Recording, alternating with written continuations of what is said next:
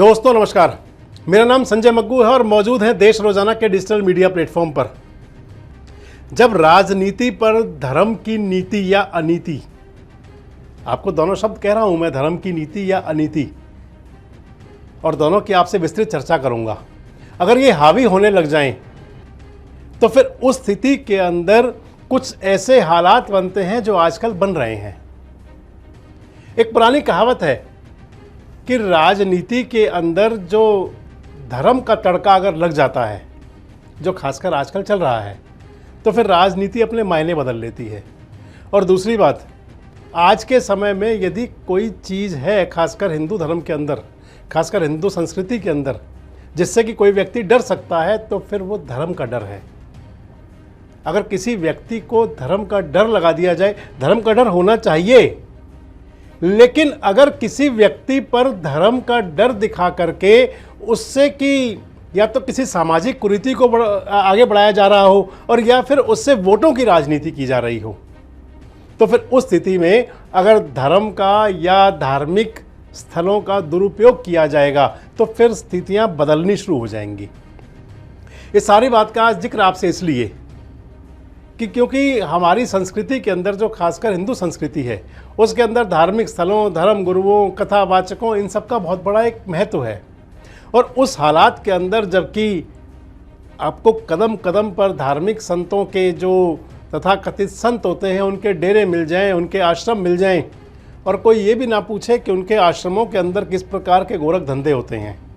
और जब उन आश्रमों के संचालक अगर कानून की नज़र में पड़ जाएं, कानून की नज़र में पड़ने के बाद जब उनको सज़ा मिल जाए, उसके बाद शुरू होता है धर्म की आड़ में सरकारें चलाने, बचाने और वोटों को बटोरने का खेल।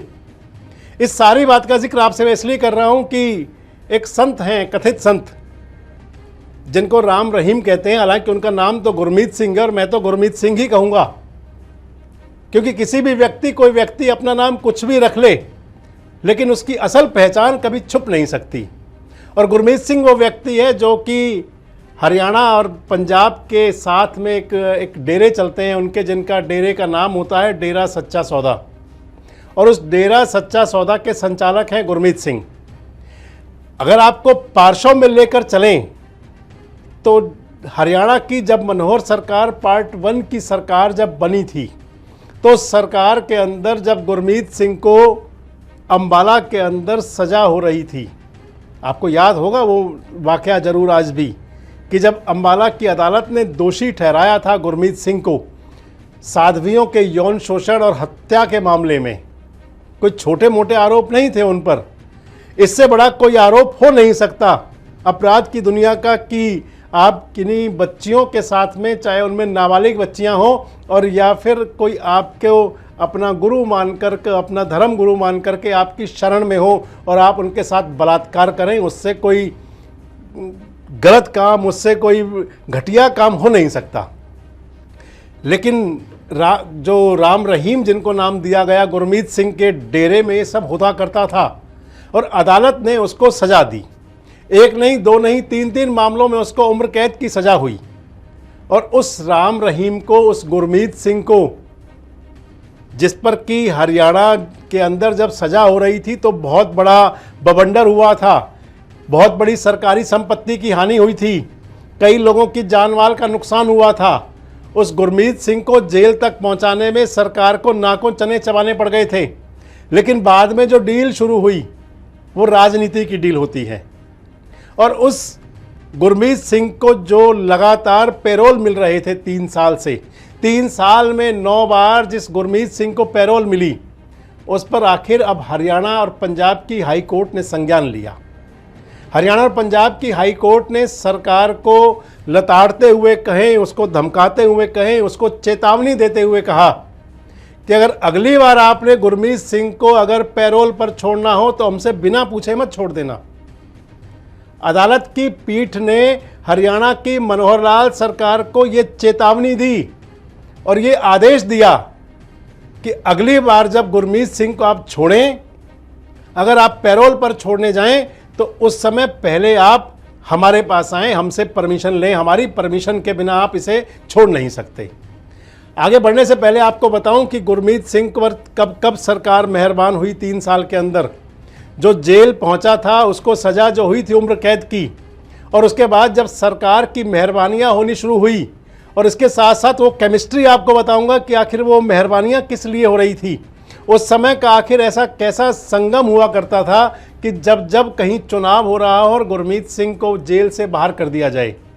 वैसे आपको मैंने जब वीडियो के शुरू में कहा था कि सबसे बड़ा डर धर्म का होता है, और मैंने आपको बात कहा था कि धर्म का डर होना भी चाहिए, लेकिन जब धर्म का डर वोटों को बटोरने के लिए हो, जब धर्म का डर समाज को किसी गलत दिशा में चलाने के लिए हो, जब धर्म का डर इसलिए दिखाया जाए कि एक जेल में बैठा हुआ व्यक्ति अगर जेल से बाहर आ जाएगा तो फिर वोटों की केमिस्ट्री वो ठीक कर देगा, तो उसका संदेश भले ही सरकारें तो आज बन जाएं, लेकिन उसका संदेश कभी ठीक नहीं माना जाएगा।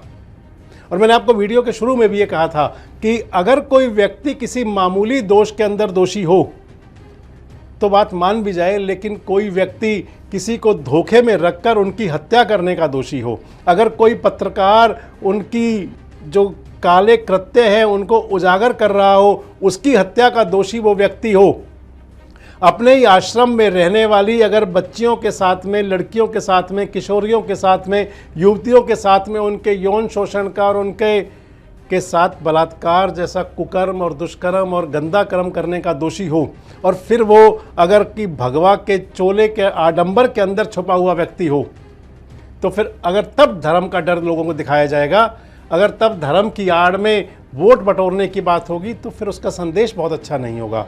और हरियाणा और पंजाब हाई कोर्ट ने हालांकि इन बातों को सीधे सीधे कहा तो नहीं, लेकिन ये ज़रूर कहा कि आगे आप जब भी छोड़ो तो हमें ज़रूर बताओ। दूसरा, सरकार ने ये कहा कि आप हमें ये भी बताओ कि क्या इस प्रकार के जो और दोषी हैं उस पर भी सरकार इसी प्रकार से मेहरबान हुआ करती है, उनको ऐसे ही क्या जेल से बाहर किया जाता है पैरोल पर। और तीसरी बात उन्होंने कहा कि 10 मार्च तक गुरमीत सिंह सरेंडर करें। आगे बढ़ने से पहले मैं आपको बताऊं कि आखिर कब कब हरियाणा सरकार उस पर मेहरबान हुई, और साथ साथ बताता जाऊंगा कि उनकी केमिस्ट्री क्या थी। पहली बार सरकार ने एक दिन के लिए छोड़ा, 24 अक्टूबर 2020 को पैरोल पर भेजा। सेहत खराब बताई गई गुरमीत सिंह की, अस्पताल के लिए भेजा गया। दूसरी बार फिर एक दिन के लिए भेजा, अपनी मां से मिलने के लिए गुरमीत सिंह को भेजा गया। मां से मिलने कोई भी जा सकता है।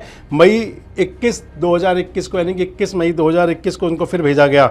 उसके बाद में तीसरी बार जो पैरोल मिली फरलो के नाम पर 21 दिन की थी, 7 फरवरी 2022, 21 दिन के लिए जेल से बाहर निकाला गया। और याद रखें, ये वो समय था जब हिमाचल प्रदेश में चुनाव हो रहे थे। जब हिमाचल प्रदेश के अंदर चुनाव था तो उस समय जेल से बाहर निकाला गया। तीसरी बार जेल से बाहर भेजा गया फरलो पर, पैरोल पर 30 दिन के लिए, 17 जून 2022 को। 17 जून 2022 को उनको चौथी बार जेल से बाहर भेजा गया। 5वीं बार जेल से बाहर भेजा गया 40 दिन के लिए पैरोल पर, 15 अक्टूबर 2022 को, 40 दिन के लिए, 25 नवंबर तक बाहर रहे। छठी बार उनको भेजा गया, 40 दिन की फिर पैरोल दी गई, 21 जनवरी 2023 से मार्च 3 2023 तक, यानी कि 3 मार्च 2023 तक फिर जेल से बाहर रहे। 7वीं बार पैरोल मिली 30 दिन की, 20 जुलाई 2023 से 20 अगस्त 2023 तक। ये वो दौर था जब नगर परिषदों के चुनाव हो रहे थे। उसके बाद एक बार फिर जेल से बाहर भेजा गया फरलो पर 21 दिन के लिए, 21 नवंबर 2023 से 13 नवंबर 2023।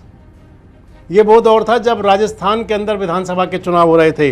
और उनको आखिरी बार जो भेजा गया इन 9 टर्म में 50 दिन की पैरोल पर 19 जनवरी 2024 को।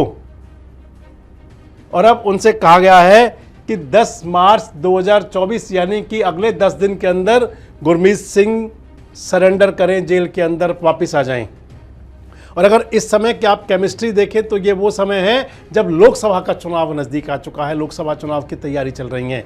19 जनवरी को भेजा गया था जेल से बाहर, और बड़े हिसाब से भेजा गया था कि ताकि कुछ ना कुछ मैनेज कर लें। तो क्या इस प्रकार से किया जाना उचित है? हाई कोर्ट ने भी यही कहा है, हरियाणा और पंजाब के माननीय न्यायाधीशों ने भी यही पूछा है हरियाणा सरकार से। साथ साथ ये भी पूछ लिया कि और कितने लोगों को आप इस प्रकार से इतनी जल्दी जल्दी पैरोल दे देते हैं, इस प्रकार के जो मुजरिम हैं, इस प्रकार के जो आरोपी और दोषी हैं। इसके साथ साथ हरियाणा और पंजाब हाई कोर्ट ने, जो मैंने आपको तीसरा बताया कि वो सरेंडर करें। बड़ी बातें ये है कि एक तरफ जहां सरकार बेटी बचाओ बेटी पढ़ाओ का नारा देती है, एक तरफ जहां सरकार कहती है कि बेटियों को सुरक्षित रखा जाए, लेकिन दूसरी तरफ बेटियों के साथ इन कृत्यों के दोषी व्यक्ति के साथ आखिर इस प्रकार का इतना ज़्यादा लाड और दुलार क्यों? लाड दुलार इसलिए कहा जाएगा कि आप तमाम मान्यताओं और मर्यादाओं को, आप तमाम कानूनी अड़चनों को एक साइड करके अगर किसी व्यक्ति को यूं पैरोल देंगे तो फिर उसे लाड प्यार कहा जाएगा।